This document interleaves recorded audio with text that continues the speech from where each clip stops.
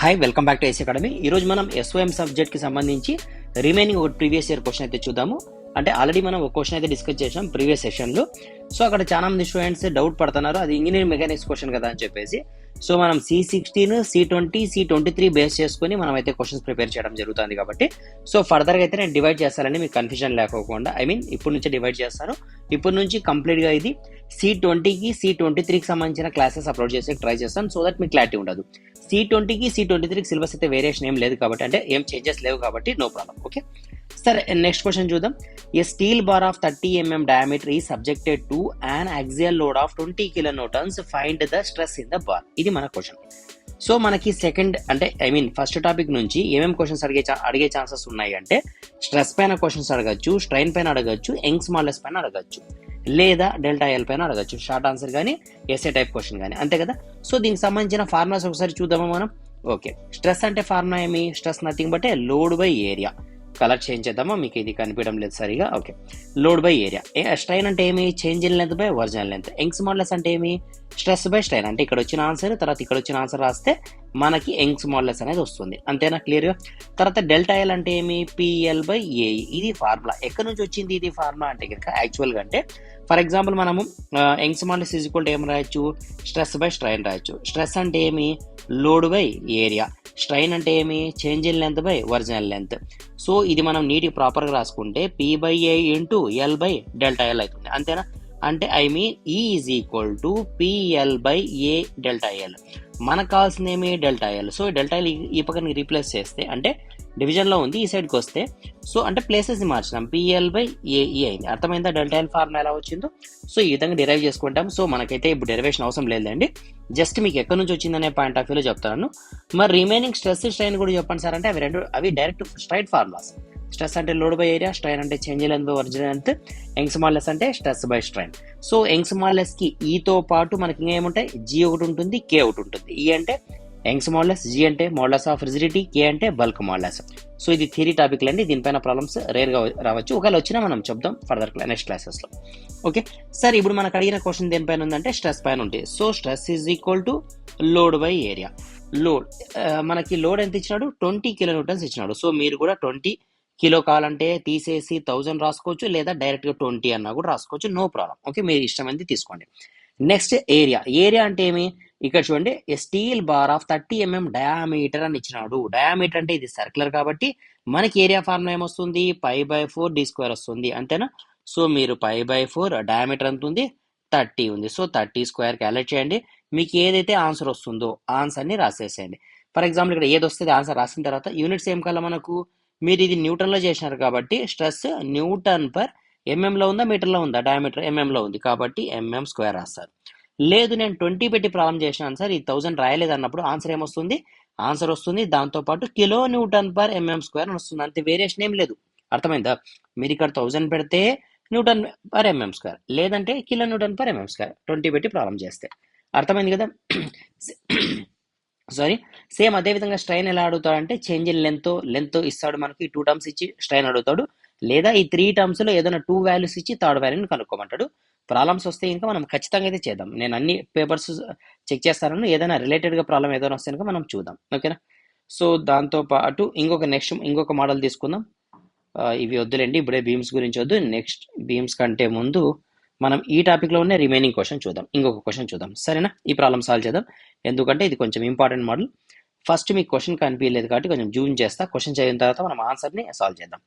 A bar having the cross-section area of 1000 mm² is subjected to axial load as shown in figure. Find the total elongation of the bar. Take E is equal to x 1.05 into 10⁵ Newton per mm². So మనకు ఒక section ఇచ్చినాడు, composite section. ఏం కనుక్కోమన్నాడు? Find the total elongation ని కనుక్కోమన్నాడు. ఇది మనకు అడిగిన క్వశ్చన్. సో ఎలాంగేషన్ కనుక్కుందామా? ఎలాంగేషన్ అంటే ఏమి? డెల్టా ఎల్ ఫార్ములా ఏమి? PL by AE formula. So ఇక్కడ 3 సెక్షన్స్ ఉన్నాయి కాబట్టి మనం ఏం రాయాలా? Delta L is equal to delta L1 plus delta L2 plus delta L3 చేయాలి, ఇది ఫార్ములా. సో డెల్టా L1 అంటే ఏంది? P1 L1 by A1 E1, అంటే P1 L1 by A1 E1 plus P2 L2 by A2 E2 plus P3 L3 by A3 E3. మీకు అర్థమయ్యేకి నేను క్లియర్గా రాస్తాను each and every step, okay? So ఇప్పుడు చూద్దాం next. ఇప్పుడు ఒక్క నిమిషం. ఓకే, ఇప్పుడు చూద్దాం. దీంట్లో ఈ వాల్యూ డిఫరెంట్గా ఉందా? ఈ వాల్యూ డిఫరెంట్గా లేదు, సేమ్ ఉంది. ఇక్కడ మనం చూస్తే ఇక్కడ చూడండి, ఇది ఫస్ట్ ఆఫ్ ఆల్ సర్క్యులర్ సెక్షనా రెక్టాంగిల్ సెక్షనా? ఇది రెక్టాంగులర్ సెక్షన్. ఎందుకంటే ఇక్కడ లెంత్ ఇచ్చినాడు, తర్వాత మన లెంత్ ఒకటే ఇచ్చినాడా? A bar having the cross section area of 1000 mm², length ఇచ్చినాడు, ఏరియా ఇచ్చినాడు. A bar have cross section area of 1000 mm² is subjected to, అంటే ఈచ్ అండ్ ఎవ్రీ వన్ కూడా ఏరియా ఎంత ఉంది మనకి? 1000 mm² ఉంది, లెంత్ ఇచ్చినాడు. ఓకేనా? సో ఇక్కడ మనం కన్ఫ్యూజ్ కావాల్సిన పని లేదు. ఇక్కడ ఏరియా ఇచ్చేసినాడు 1000 అని చెప్పేసి, తర్వాత ఇక్కడ లెంత్ ఇచ్చినాడు. ఓకేనా? సో ఇది చిన్నగా ఉందా పెద్దగా ఉందా పక్కన పెట్టేసండి. ఏరియా అయితే 1000 mm కామన్, అన్నిటికీ కామన్ ఉంది. యంగ్ స్మాలెస్ట్ కామన్ ఉందా? 1.05 × 10⁵ కామన్ ఉంది. అంటే ఏఈ వాల్యూ అన్ని క్వశ్చన్లలో కూడా కామన్, అంటే 3 స్టేజెస్ లో కూడా కామన్, 3 సెక్షన్స్ లో కూడా కామన్. ఇప్పుడు పి వాల్యూ మారుతుంది, ఎల్ వాల్యూ మారుతుంది. సో పీని ఎలా ఫైండ్ అవుట్ చేయాలంటే ఏమీ లేదు, ఫస్ట్ లెఫ్ట్ సైడ్ ఏదైతే ఉందో దాన్ని P1 అనుకుందాము, లాస్ట్ ఉన్నదాన్ని P3 అనుకుందాం. మరి P2ని ఫైండ్ అవుట్ చేయాలి. P2ని ఫైండ్ అవుట్ చేయాలంటే ఇక్కడ చూడండి, ఇది సెక్షన్ 1, 2, 3 అనుకుంటే ఈ సెక్షన్ 2కి సంబంధించిన లోడ్ని మనం కనుక్కోవాలి. ఇప్పుడు ఇది సెక్షన్, ఈ సెక్షన్ బాగా అబ్జర్వ్ చేయండి. ఇది లేదనుకుందాం. ఫర్ ఎగ్జాంపుల్కి ఇక్కడ నుంచి ఒక రోప్ వేసినాను నేను, ఇక్కడ నుంచి ఒక రోప్ వేసినాను. రోప్ వేస్తే 50 మెంబర్స్ బయటికి పుల్ చేస్తున్నారు, 80 మెంబర్స్ లోపలికి పుష్ చేస్తున్నారు. అర్థమైందా? ఇక్కడ 50తో బయటికి పోతుంది, 80తో లోపలికి వస్తుంది. అంటే ఓవరాల్గా ఈ సైడ్ సెక్షన్ ఏమవుతుంది? లోపలికి వస్తుంది 30 మెంబర్స్తో. అర్థమైందా పాయింట్? అంటే లోపలికి వస్తుంది. నెక్స్ట్ ఈ సైడ్ చూద్దాం. ఇక్కడ చూడండి, సేమ్ అదే కాన్సెప్ట్ పైన ఇక్కడ ఒక రోప్ వేసుకున్నా, ఇక్కడ 10 మెంబర్స్ లోపలికి పుష్ చేస్తున్నారు, 20 మెంబర్స్ లోపలికి. అంటే లోపలికి పోతుందా బయటకు వస్తుందా ఈ సెక్షన్? అంటే సెకండ్ సెక్షన్ గురించి మాట్లాడుతున్నాం మనం, థర్డ్ సెక్షన్ లేదనుకోండి. పాయింట్ అర్థమైంది కదా? ఓకే. నెక్స్ట్ ఇప్పుడు 30 న్యూటన్స్ లోడ్ లోపలికి, అంటే లోపల పుష్ చేస్తుంది. అంటే ఈ సైడ్ 30 ఉంది, ఈ సైడ్ 30 ఉంది. అంటే టూ సైడ్ 30 ఉంటే మనం దాన్ని ఏం చేయాలా? 30నే రాసుకోవాలా. తర్వాత టూ సైడ్ ఏముంది? కంప్రెషన్ ఉంది, కాబట్టి మైనస్ తీసుకోవాలా. అంటే P2 వాల్యూ ఎంత తీసుకోవాలా? -30 తీసుకోవాలా. P1 వాల్యూ టెన్సైల్ ఫోర్స్ కాబట్టి ప్లస్ తీసుకోవాలా. తర్వాత ఇక్కడ చూడండి, P3 వాల్యూ లోపలికి ఉంది, అంటే కంప్రెషన్ ఉంది కాబట్టి P3 వాల్యూ ఎంత తీసుకోవాలా? మైనస్ తీసుకోవాలా. అర్థమైందా? సో P1 వాల్యూ ఎంత నీట్గా రాద్దాం. P1 వాల్యూ ఎంత తీసుకోవాలా? +50 తీసుకోవాలా. P2 ఎంత తీసుకోవాలా? P2 వాల్యూ -30 తీసుకోవాలా. P3 ఎంత తీసుకోవాలా? -10 తీసుకోవాలా. ఎందుకు? కంప్రెషన్ లో ఉన్నాయి కాబట్టి ఇవి రెండు కూడా. టెన్షన్ ఉంటే పాజిటివ్, కంప్రెషన్ ఉంటే నెగిటివ్. అర్థమైందా? ఇంకా L1 అంటారా, L2 అంటారా, L3 మనకు అర్థమైంది. ఆల్రెడీ మనకి దీనిల గురించి తెలుసు. సో సబ్స్టిట్యూట్ చేద్దాం. ఎలా సబ్స్టిట్యూట్ చేయాలంటే ఫస్ట్ 1/AEని కామన్ తీద్దాం. ఫస్ట్ ఫార్ములా రాసుకుందామా, అయితే ఏఈని కామన్ తీసిన తర్వాత ఏమొస్తుంది నాకు? P1L1 plus P2L2 plus P3L3 వచ్చింది. ఓకేనా?